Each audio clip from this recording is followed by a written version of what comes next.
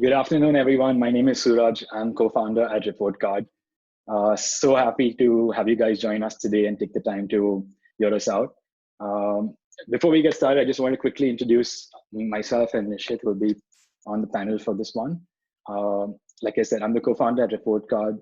Reportcard is best described as the missing half of Zoom for teaching online.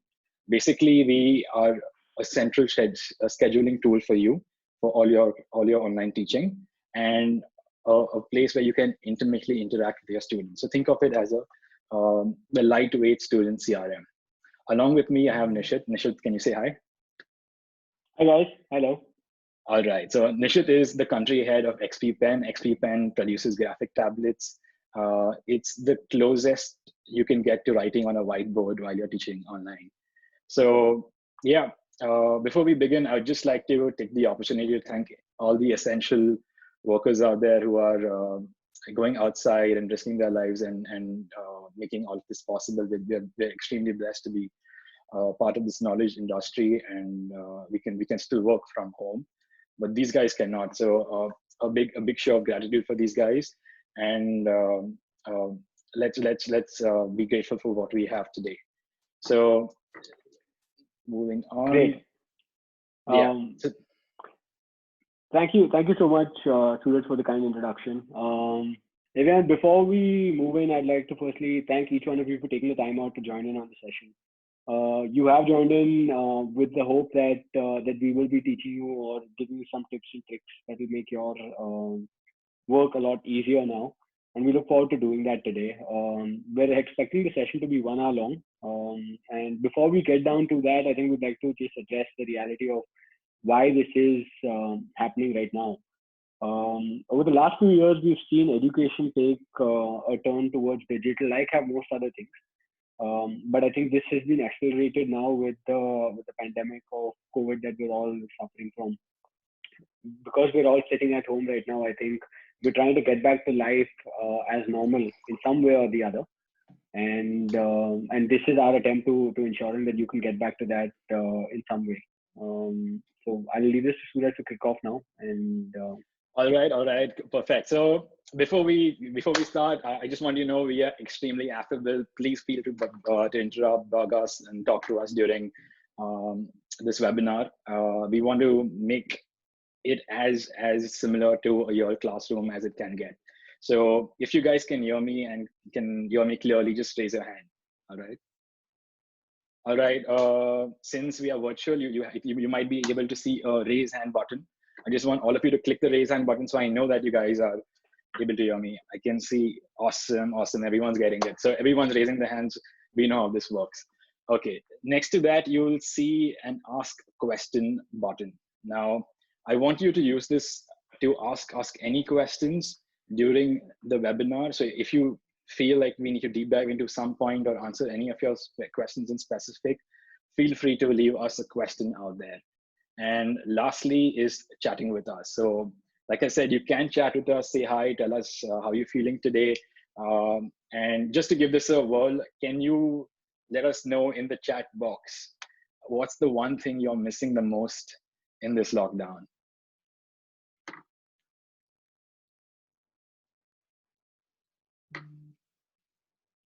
Okay, so we have some very, very interesting answers. To top it up, it's Pani Puri. So I miss that too. all right, awesome, awesome, awesome. Pizza, yeah, parties, face to face with students, my kids, of course, being with friends. Love it, love it, love it. All right. And the last thing we'll be doing is having a few polls going through the session. So let's fire up one poll. It's fired up. You'll see a poll fire up on your question on your screen right now.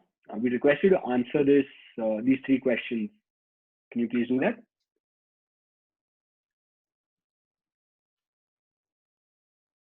Okay, great. I can see answers coming in already. Just gonna wait for more people to finish answering. Okay, wow. Okay, that's great. Keep going, guys. Keep going. All right, just a few more to go. Wow, this is exciting. Okay. Okay. So the first question that was asked was, are you a teacher? Obviously, this session is meant for teachers, so we're glad to know that most of y'all are teachers. So that's one. 85% of the people say that they are teachers on this webinar. Have you ever used Zoom for any other purpose before? 89% of the people say that they have used Zoom before. So that's great. Okay, you're already well aware of how to use this. Make our job today a lot easier. And how did you find out about the session? Majority of the people say that they're coming through Instagram and friends' references. Okay, so that's great. You definitely have friends who are looking out for you, so you should be really grateful of that. And okay, great. We have a good number of people who've come in through emails as well. Okay, obviously spending a lot of time on your screens right now. That explains it. Okay, great. Let's move on. Yeah, so enough from us. Let's just get to the agenda. It's going to be super simple and tight this entire session. It's about setting up pre-class trips during the class, post-class, and then obviously questions from you that we can take. All right, so I think this is something that's overlooked by most people. It's super, super important to have a well-lit environment, enough space for movement. I like using my hands to kind of emphasize on certain concepts and topics. So that's something that you should ensure that you have enough space for. Another thing that I personally believe, it's completely fine to have a background that shows your home. It's a time that most people are at home, and it's just important for you to ensure your ratio to the background is optimal, so they are focusing more on you and less on your background. And if you have external hardware that you can use, like a DSLR camera or a graphic tablet, it makes it a lot more crystal clear. Let me just move forward from here. This is a very inspiring tweet that I just stumbled upon. I think it just resonates with what the current situation is, and it's something that I just wanted to share with you guys as we move forward. All right, so this is something like I said, it's completely fine to have at home setting, but if you are not comfortable, Zoom has this beautiful option of setting virtual backgrounds. As you can see, I'm playing around with a few virtual backgrounds in this image. What I want you to notice is that you can use this to your advantage. If I'm explaining concepts that I want to transport my classroom somewhere else, I can. I don't need to resort to charts like I traditionally did. I can be teaching absolutely anything, including how to rob the Bank of Spain. I could be teaching geography and could be transported to outer space, or I could just be missing my classroom and I would just want to be back out there. So virtual backgrounds help in kind of setting a good environment, and it's super easy. We'll come to how you can do that a little later, but the point is that in case you're not comfortable with your environment, you can set up a virtual background and make it feel like you're back in the classroom and replicate the classroom experience so intimately. All right, that's the physical part of it, your atmosphere, the software that you guys need to set up.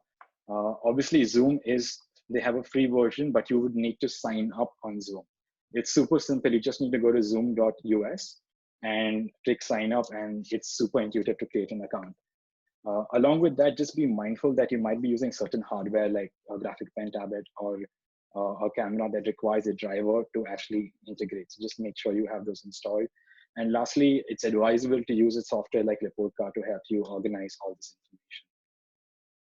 information. Yeah, so before we move forward, I think this has been the top concern of most people, Zoom security. And everyone who's registered has told us that they would like to know more about Zoom security and how is it affecting all of us. I would just like to emphasize that Zoom has released Zoom 5.0 that has addressed each and every security vulnerability. And they've been extremely transparent, extremely candid about their vulnerability and accepted flaws.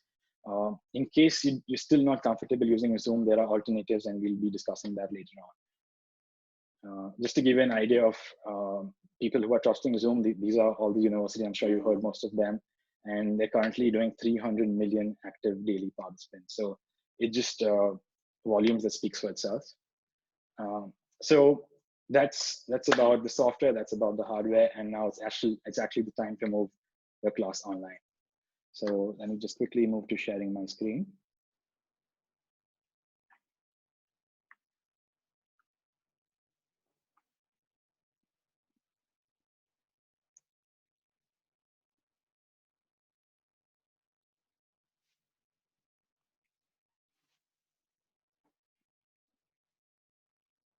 All right. So once you guys are logged into Zoom, you would be seeing something that looks like this. It's a simple screen that kind of helps you plan out your meetings. By default, you'll be on the meeting tab, wherein you can select schedule a new meeting. So this is us trying to create a new online class. You can call it whatever you like, maybe Roy's class, right? You can define the class when it happens. In case the class is recurring, you can obviously set the recurrences. And in case you like registrations, so that we prevent increase the security of the meeting, we can switch that on and set a meeting password as well. We can even define the complexity of the meeting password. And that's about it. What I would advise you is to keep the enable waiting room option switched on. I'll get to that a little later, but it's super helpful. And once you hit save, you probably just see a screen that looks like this, which is your class.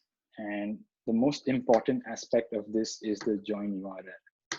So the join URL is how students can join your class. You just need to know that they do not need to have any Zoom application downloaded. As soon as they get the URL, they will be prompted to download the software. It happens usually in under a minute, and they're in your classroom. So it's super simple. All you need to ensure that this URL is shared with your students and they're ready to jump in. Now, if you're someone like me who likes to manage schedules visually, I would recommend using Reportcard. What I like to do is see how my entire classroom is spanned out and who's taking what class when. You can schedule classes from Reportcard's calendar directly as well. So you can select the subject you're teaching. The location out here would be toggled to the Zoom room. So I'll just click on the camera icon, Zoom room. And it's created the Zoom room with all the attributes of the class already.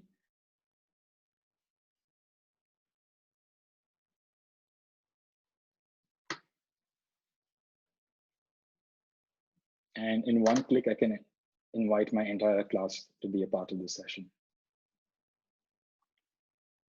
Awesome. So once this is scheduled, at the time of the class, you just need to click on the event and launch the class, and you'll be in your Zoom room. Let's just quickly go back to the slides. The next thing is obviously inviting students. Now with Reportcard does the heavy lifting of inviting your students. So they would send a reminder to the students ahead of the class to join the class. To onboard the students on Reportcard, you can send out a simple form that looks like this way. So it's again a URL that's sent out once they register, and then all the future notifications go automatically. Let's go back to.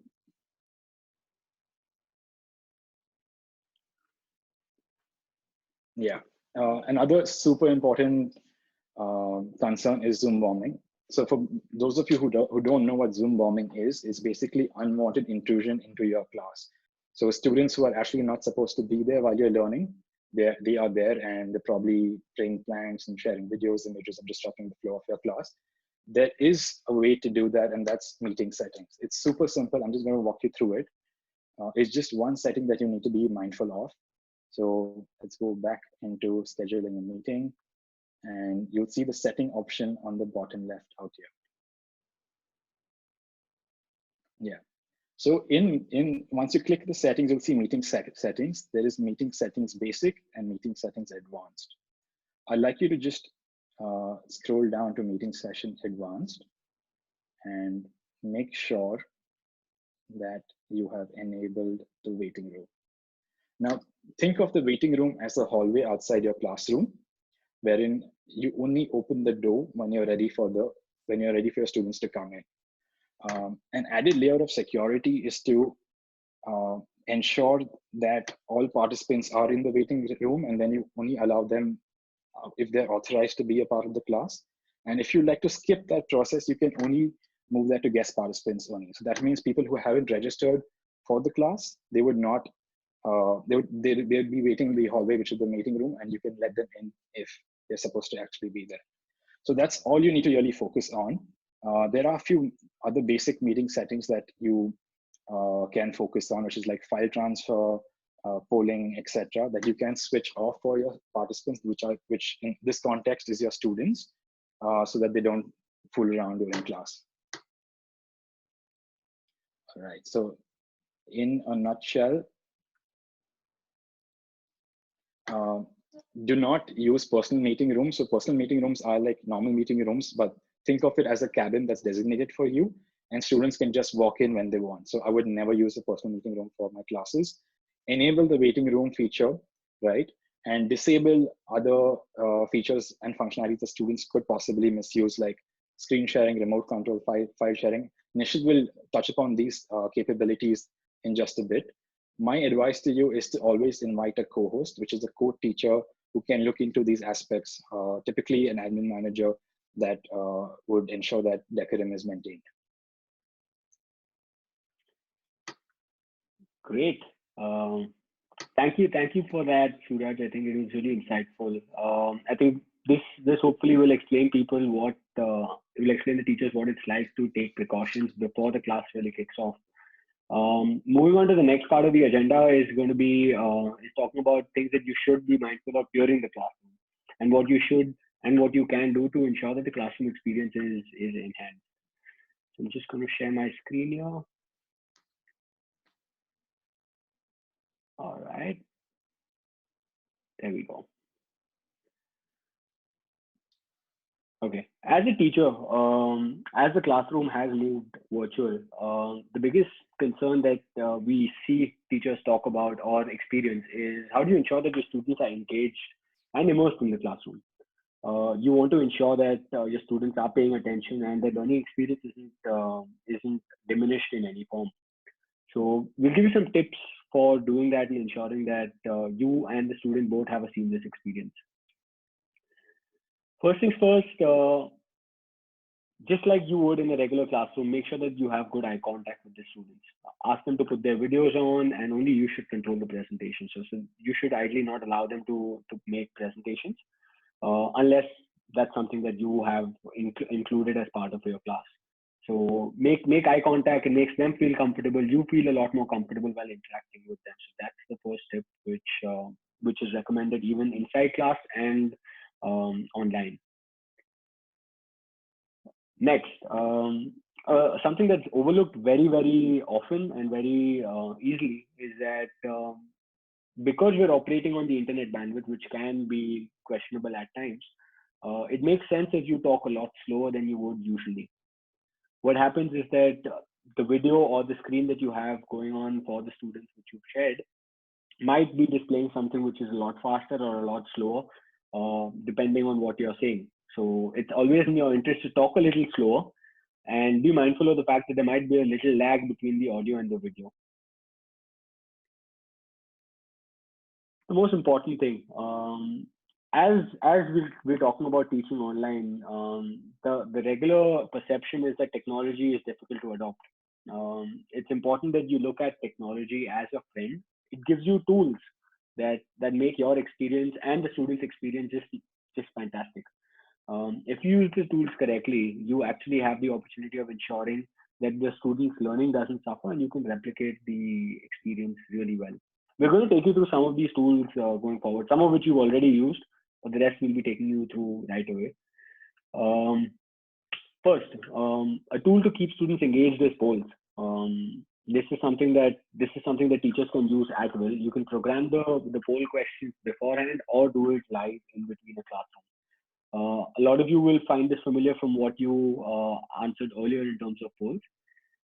So here you go. These what you see in the red box are the answers, what I saw when you answered your questions. And on the right, what you see is the polls as the teacher, what you would see. So you could understand very quickly what your students are thinking and whether they're responding correctly or not. Just before we move on, I'm going to ask another poll just to make sure that you guys are understanding how easy and simple this is to use. All right. I've launched another poll right now. On your screens, you'll see the questions. Request you to answer these questions right away, please. Great answers coming in already. Might cause you to think a little bit, but I think they're pretty straightforward. Okay, great. Some surprising answers there too. Okay, so the capital city of Russia, for example, is Moscow. Capital city of Australia is Canberra. Surprisingly, majority of the people have said Melbourne is the capital city of Australia. All right, the US, I think majority of the people have said that Washington DC, rightly so, is the capital city. Okay, so this is not a geography class. I will not be telling you all more about geography, but this is just an attempt to make you understand that polls can be working very easily and actually aid your teaching experience very well. Moving on, chats. In a classroom, when you're sitting with your friends or with your teachers, there is a level of banter and interaction that makes the experience of learning a lot more fun. You can actually learn off each other. The peer-to-peer learning is proven to be extremely important while learning. So I think that experience can be continued even online. We have the chat functionality that you see out here. The chat functionality, which a lot of you have already used, allows you to interact within the classroom with students or specifically just with the teacher. This is usually a very informal mode of communication, like how you would in a regular classroom. And the cool thing is that as a host, you can actually control who talks to who. So you can decide whether the students are allowed to talk to each other or they should be talking only to you. You have a lot of settings which are available, which you can control. All of which is available at the red dot at the bottom corner of the three dots that you see in the red box. That's where you can select and decide who talks to who. All right. This is another question. This is another tool which is very important. We encourage students to take part in Q&As in a real life setting or in a virtual setting. So when a teacher wants to understand whether the students are understanding something or not, the Q&A tool comes to its rescue. You should encourage your students as a teacher to ask as many questions as they can. You can address them at your will at any point of time, maybe before class, during class, or even after class. As you can see online on the screen, you have all the questions that will pop up in a separate pop-up box out here. You can choose to publish the answer to that so the rest of the students can benefit from a question as well, or you can dismiss it if it's a frivolous question. The important thing to notice is that these questions actually allow the student to ensure that he can ask you whatever he wants without any hesitation. Great. Moving on. Another tool which has become really popular over the last few years, I think, is breakout rooms or breakout groups. So when you have a particular assignment that is supposed to be solved by a group within classes, you would usually advise the students or divide them up into groups and ask them to solve a particular problem internally and come out with a solution. Now, why should that be any different online? Zoom has created a feature known as breakout rooms, which allows you to create and divide your students into smaller groups during a live class so they can go ahead and work on a problem statement that you have given them. You as the teacher are allowed to enter this session at any point of time, enter the breakout room specifically as well, and understand what they're talking, maybe give them course corrections, maybe give them a directional sense of whether they're going right or wrong. Hopefully at the end of the session, you will understand that they could work very well internally within smaller groups and come out with a solution to a problem that you would have quoted. Another really important tool, which again, a lot of you have already used, are non-verbal feedback cues. So some of you have already raised hands. As a teacher, you want to know whether you're teaching fast or slow because you're not comfortable with the medium. You could ask the students to even answer and let you know whether you're going too fast or too slow. If you ask a question, you can ask them to type or select yes or no. Sometimes maybe coffee breaks are required. Students can very well click on the more button out here, and you could see the coffee tab. They click on that, and they can inform you that, all right, we probably want a coffee break right now, or this is getting too late, too slow, too fast. You can actually understand a lot better and make sure that the classroom experience is more transparent, and you have a proper sense of what the classroom is functioning like. So these non-verbal feedbacks are extremely crucial and important as well as a teacher. Okay, how many of you guys miss this? What do you see in front of you? This is, as you can tell, the whiteboard of your classroom. All classrooms are usually designed to keep this at the center of it.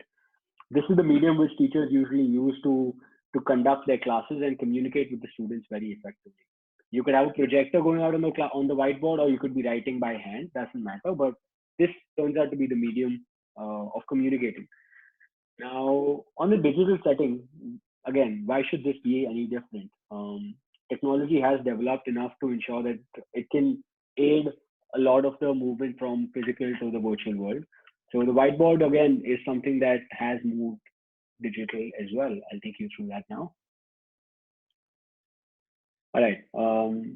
As you know, teaching has gone digital. I'm sure a lot of you recognize these logos in front of you: Byju's, Khan Academy, Zoom that we're using right now. Microsoft Teams is another software that's used extremely popularly by a lot of colleges and K-12 institutions across the world. So these are some of the tools. And if as a teacher, you want to explain better, you know better than anyone else that writing with your hand and the pen is something that you're most comfortable with. It's something that you have used in the past, and something that is the most effective way of communicating with the student instead of typing. So the good thing is now that writing has also gone digital. We'll take you through how that's possible, how that can actually improve the experience and make sure that the students are engaged effectively. Just give me a second while I shut this. Okay, great. We're back to it. So writing has moved digital as well. And we'll take you through how that can be a game changer in your teaching experience. So before we move on, I'll just give you a quick update on XP Pen and what we do. So XP Pen was started in 2005 in Japan. Over the years, it's been a world leader in digital writing technologies. Currently, we have over 100 countries where we have a presence, and educators out there use our tablets to communicate and make their teaching experience a lot more effective. So we're confident that these are available in India and will make an impact to teachers out here as well. Okay, before we move on, I mean, some of you might have seen a pen tablet. Some of you might have even used a pen tablet. I'd like to take you through what exactly a pen tablet is first. So a pen tablet is basically an input device that allows you to replicate the feeling of writing with a pen, but on a computer. It's made up of three simple parts. One is the tablet or the pad. The second is a stylus, which replicates the pen, and the connecting wire to make sure that there is no lag and it works seamlessly. So that's the simple setup of a pen tablet. Show you all a quick video. Yeah, hang on.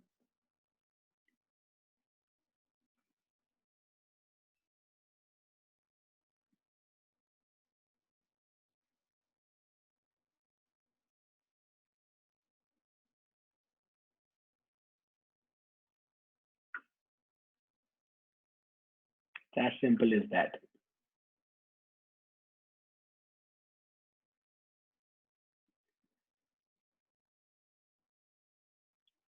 Great. So that was a quick glimpse of what a graphic tablet is capable of. I will be touching more upon that going forward. But before we move on, sometimes tools can be really cumbersome and make your desk a mess. Good thing with pen tablets is it's a simple setup. As you can see, you just need to connect the USB wire to your computer, and the stylus automatically starts working as a pen. You could write, click, erase, do anything and everything that you would do with a pen on a piece of paper, but on a computer. Okay. Another important element is handwriting, like we just discussed. Now, a lot of you would wonder, how do I really write on, say, a Zoom call what softwares can I use to actually communicate with the students. The first option that you have is a whiteboard functionality. Just watch the video for how do you actually use it, and then I will demo how do you actually set it up.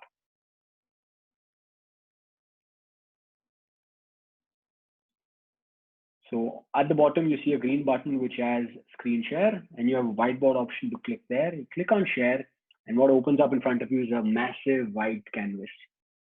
All right. Before we move on, I'm going to demo how to do this. Just take a second.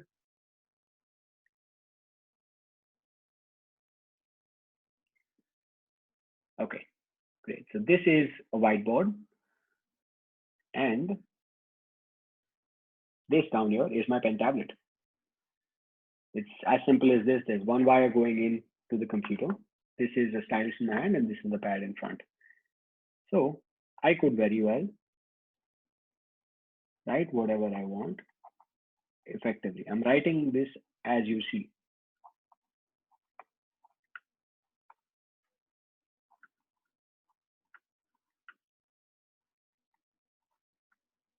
So this effectively allows you to replicate the entire writing experience online. You could choose an eraser and say erase certain thing that you've written because you've got the answer to maybe. As you can see, this is happening real time and it's very simple to use. So let's say this, we know is 5, take, done.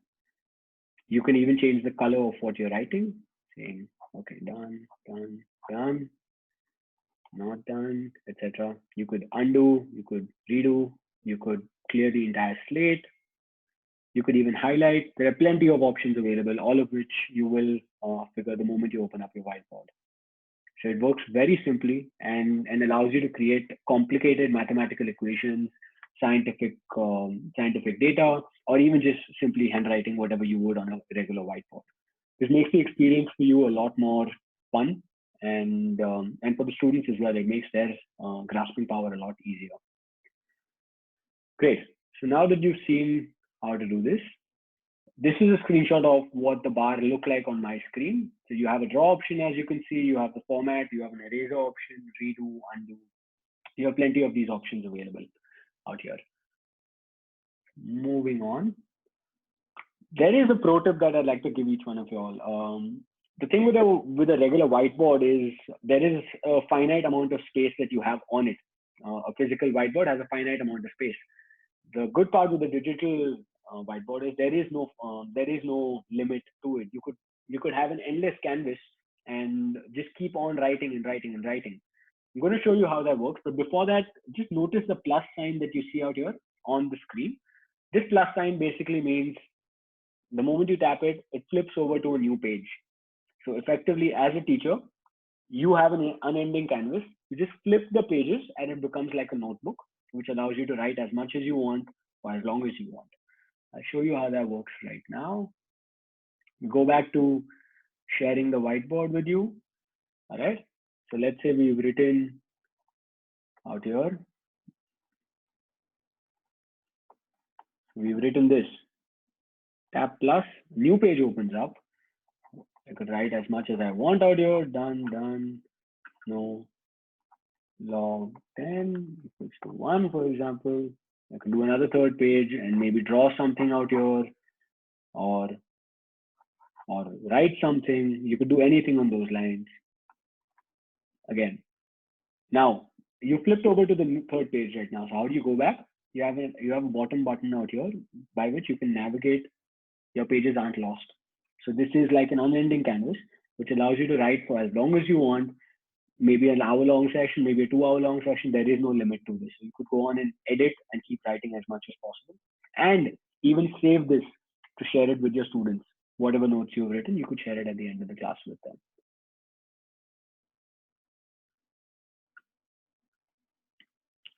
So that's how this works. As you can tell, it works very, very easily. A simple thing like a pen tablet in your hand with a stylus works wonders on your teaching experience. Similarly, You might have presentations that you will present in class. Your lecture notes could be in the form of a PDF, could be in the form of PPT, could be in the form of a Word file, maybe. It could be any of those. You can edit those and write on top of them just like that. I will show you how. So let's say stop share for now. I'm going to go ahead and share screen.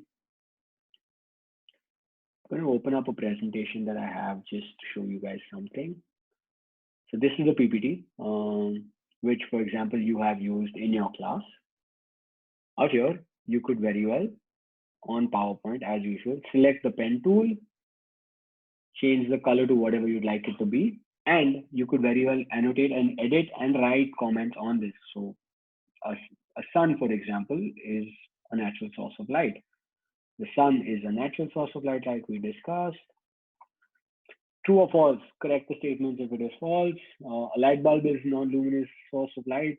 This is incorrect. This is also incorrect. This one could be the sun. This one could be the bulb. So as you can tell, you could make annotations on the presentation and present on top of it.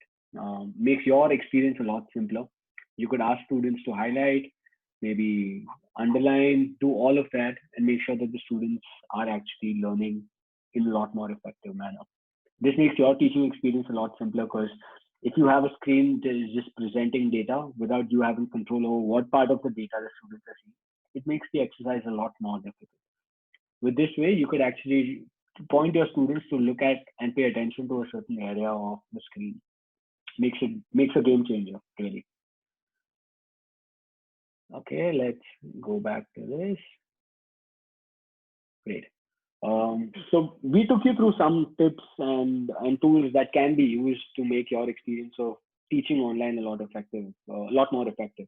The end result of all of this is, if you adopt these and try these out effectively well, long sessions are made a lot more comfortable. With technology, you can definitely take pauses, understand the mood of the class a lot better, and interact with a lot more people at the same point of time. At the same time, a stylus will make sure that your wrist does not start hurting as it does with the mouse at times. You can write, edit, and draw effectively on the computer screen. Makes a game changer. You can communicate effectively, and you can ensure that, most important of it all, that the students are engaged and immersed in your classroom. This will ensure that the students come back wanting more, and your teaching experience isn't hampered at all in any sense of the word. Suraj, would you like to go ahead with this? Yeah. Absolutely. Thanks, Nishit. I feel like we've just not replaced the in-class experience. We've actually accentuated it with the unlimited whiteboard. I'm super excited to try it out and see what results it yields. Thanks. It is a really important development. All right. Nishit, I'll just need you to unshare your screen so I can take them through this part on Zoom. Of course. Yes. There you go.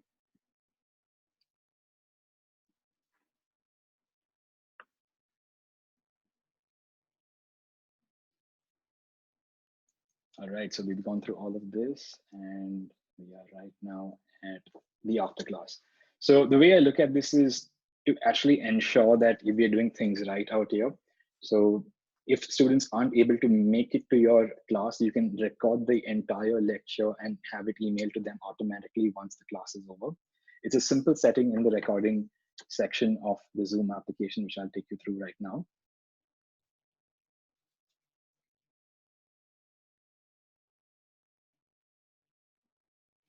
Right. So when we are in the settings section of the Zoom main menu on the left-hand side, you'll notice right next to the meeting site settings, where we enable the waiting room, you have a recording option. Now, you have a myriad of options out here, but I would like to draw your attention to a couple of important things. One is local recording. If you do not wish to have your students record at their end, you can disable it so that only you as a host can have the lecture recorded and shared with them at a later point in time when you're comfortable sharing the lecture. Once these settings are set up, we are perfectly secure, and we're teaching with confidence and not worrying about our lecture notes being leaked or misused. Jumping back to the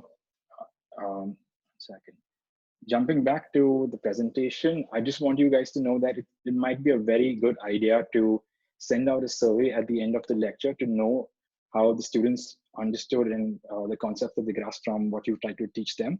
It will be a simple survey that you could use. You can obviously use the polling option, but if you like more specific feedback and increased capabilities, I'd advise you to use a third-party solution like SurveyMonkey or Typeform, wherein you can ask them questions about the teaching style, the teacher's capability, effectiveness, and ability to communicate concepts as well. Like I mentioned in the recording section, you can set download permissions and set a password.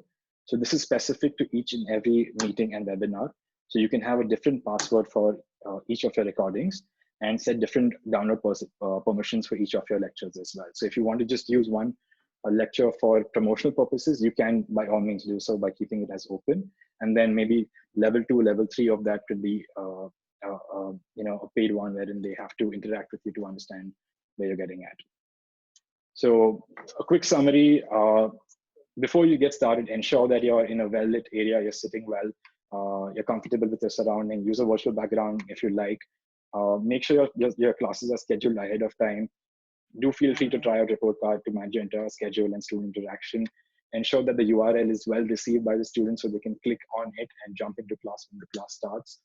In class, obviously, there's a whole bunch of tools that replicate your environment and even accentuate it with virtual backgrounds and the unlimited whiteboard. After class, I'd recommend to obviously record your lectures. It's just not for the purpose of sharing it with students, but to keep a quality check internally. It's a good gesture to keep students who are unavailable at this point in time to access internet, that they can at a later point in time look at these recordings and catch up with all the learnings that they missed out on. And lastly, send out a survey. We will be sending out a survey at the end of this webinar, and you will get an idea of what you can ask as well. So everything that we've done in this webinar has been intentional. The interaction that we've had with you, showing videos, showing audios, is basically to give you an idea of what all you can do when you're taking your class online. With that, I would love to hear your feedback, your questions, and if there's anything specific that we can answer. Great. What we can do is we've received a bunch of questions already on chat and on Q&A, a lot of which we've answered, but there are some which we can probably pick up out here. Before we move on, we just like to tell you, if you do have any questions that you want us to address right now, it might be a good time for you to probably raise your hand. So we'll unmute you, and you could ask your question for the benefit of everyone else, or you could even type out your question in the Q&A tab, and we'll get to see it so we can address it real time. So you have two options: either raising your hand so we can pop you open, or just typing it out, which makes it a lot easier as well. Yeah. We had some questions which came in already. One of which was, if you don't want to use Zoom, Whiteboard, can you use others? Yeah, of course, there are plenty of whiteboarding tools available out there. Some which are free, some which are paid. You could use any of those tools for enhancing your teaching experience. The pen tablets, including the XP Pen tablet, are compatible with a wide variety of them. XP Pen, for one, is compatible with all types of whiteboards and software that are out there. It's a simple plug and play solution. So I think you should be set with whichever one you choose. Yeah. Great. Another question that's common is whether we can share the invitation URL via WhatsApp. Of course you can, in case you have groups with your students already set up. From your Zoom dashboard, you can copy the meeting URL and paste it into that that WhatsApp group. My advice to you is not to overcrowd your WhatsApp group. So look at alternatives like emails, or let software like Reportcard do the heavy lifting for you out there. Sure. Anant Rao has asked us to suggest some digital boards. Okay, Anant, we've received a request. We're going to send you an email post this session with a bunch of options that you could look at. Great. Another question we received is about avoiding recording by others. Like I said, when you do set up your Zoom account, in the settings option under recording, there's a specific option that disallows the student from recording the video. So you just need to go and switch that button on, and it will disallow the students from recording your class. It's super simple. Zoom dashboard, settings, recording, disallow recording. That's it. Another interesting question we have from Smita is, how can we conduct an online quiz? This could work very simply with a polling section. Like you saw the polls out here, they could be modified and used as a quizzing platform. So you could put out your quiz questions in the format of a poll and ask people to sign up and answer. You will at the back end get to see who selected what answer. So you would know whether they're right, wrong, or not. Plus, there are plenty of other quizzing tools available for free online. If you just do a quick Google search, there are plenty of tools available. You could ask students to submit using that, and at the same time have a virtual class going on, so that you know that they're not cheating, or the fact that you have control over what they're viewing. Hope that answers your question. Yeah, another question that I think is common across the board is, which version of Zoom should I be using, Pro, Business, or Free? My personal advice in this one will be to start off with the free version. It's suitable for small classes. If you have a classroom of say 2 to 3 students, the free version does just as well. But if you're looking at a larger class size of say 30 to 40 students, managing that on the free version, it gets a little chaotic. The advanced features like non-verbal cues aren't available on the free version. I'd recommend you to go to the Zoom's pricing page to understand all the different benefits. But my personal suggestion for small and intimate private classes, you can be well within the free version. As your classes grow, as the students increase, it'd be advisable to upgrade your Zoom account. Another question about Reportcard. Reportcard, yes, Reportcard is free for small users, so up to 4 teachers. If you guys are working together, it's completely free. It replaces the need for WhatsApp messages to constantly send them your invitation link. Once your schedule is set up in Reportcard will automatically send it to the students via email and native app notifications. Great. We have a few other questions. Dr. Satish has asked, what is the cost of an XP Pen tablet? It starts at about 4,000 rupees. That would be the entry-level tablet. Simple plug-and-play solution, works very well. Someone has also asked us, what about free versus paid version of Zoom for education? So Zoom recently, on account of the whole COVID-19 crisis that has happened, has announced that a lot of education institutions, which are formally registered education institutions, can get access to Zoom for free. You can just log on to zoom.us and you'll find a whole bunch of details available there. You just need to enter your URL, your company URL, and your email address. And within 24 hours, they will go through it and either approve or reject it. It works very simply, and they're doing a lot of good work to make sure that education right now does not suffer. So that should definitely be a good fix for you.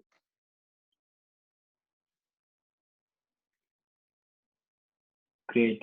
Someone else has asked, just wanted to ask if it is compatible with Illustrator. Yes, it is compatible with Illustrator and with other Microsoft or other softwares that you may be using. Are these tablets available in the UAE? Yes, they are available in the UAE. Right now, I mean, you can just log on to xppen.com and you'll find a bunch of details available there. That's great.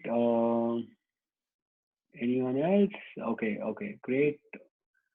How has Zoom improved their security? Suraj, would you want to take this question now? Absolutely. Let me just fire up the presentation again. I think it's there were 5 important vulnerabilities that were highlighted as concerns, and Zoom has extremely recently addressed those concerns. So I'm just going to quickly pull out that slide for the benefit of everyone. Yeah. Right. So the vulnerabilities included sending data to Facebook. This was not your personal data. It is data like which mobile phone you're using, which browser you're using. So that has been completely eliminated. They're not sending any information to Facebook. There was a false claim of end-to-end encryption, which they have owned up to, and they have infused AES 256 GCM encryption, which is pretty much the industry standard for any sort of communication on the internet. And you'll notice a few complexity added in terms of meeting rooms and passwords. So you have the ability to customize your IDs and passwords that people can use to enter into Zoom rooms. So essentially what I do admire about Zoom is how they have tackled the situation. They're being absolutely transparent about it and have owned up to their mistakes. And they have, as of April 22nd, with Zoom 5.0, addressed all these concerns and are continuing to explore more use cases that could expose them to vulnerabilities. Like I said, Zoom is proven to be effective online, but there are a bunch of other tools that you can explore, like Microsoft Teams, like Nishit did point out at. So yeah, that's about Zoom's security. I think it's quite solid. Otherwise, they would not have had the following customers choose them for their online classes. That's great. Sushil Chugani has mentioned that Zoom has been, a lot of colleges are logging off Zoom and moving to Microsoft Teams and alternatives. I agree. I mean, if that's something that you're more comfortable with, you most definitely can. There are plenty of alternatives available. Having said that, Zoom has really upped the game, like Suraj said. And they're still being used by some of the largest universities across the world, including Stanford, for a lot of their sessions. So I think they have had slippages, but I think they've come around to fixing them quite effectively. All right, I think we have time for one more question. Someone has asked, how do we link Reportcard to Zoom?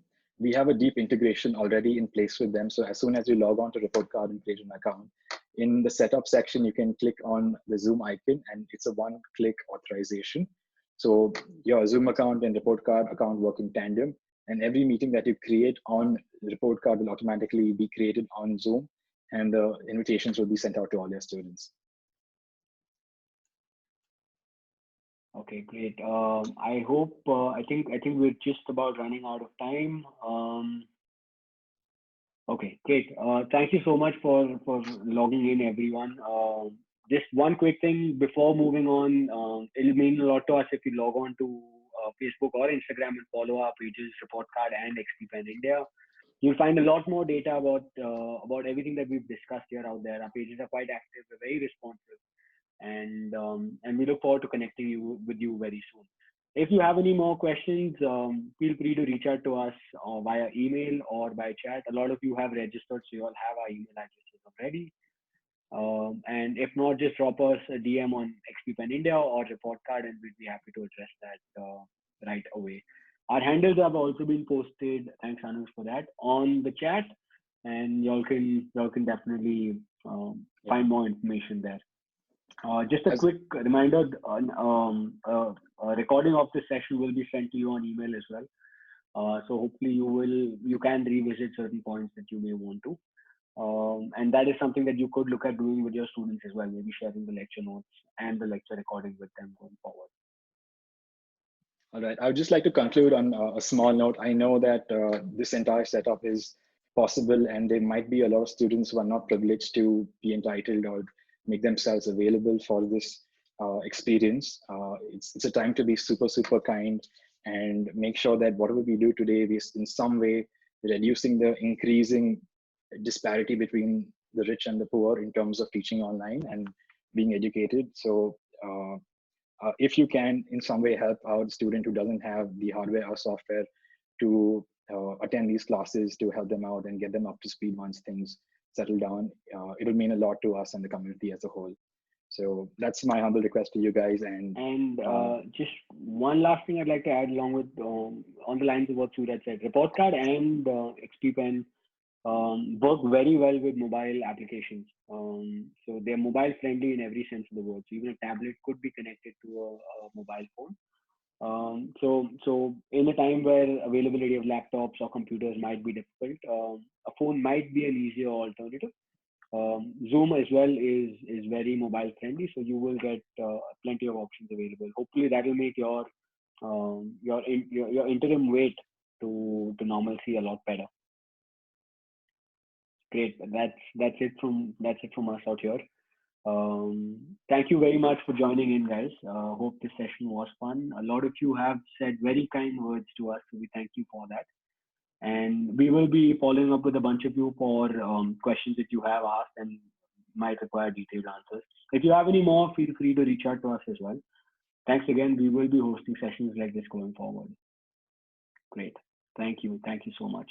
Thank you, guys. Thanks. See you. Bye-bye. Bye.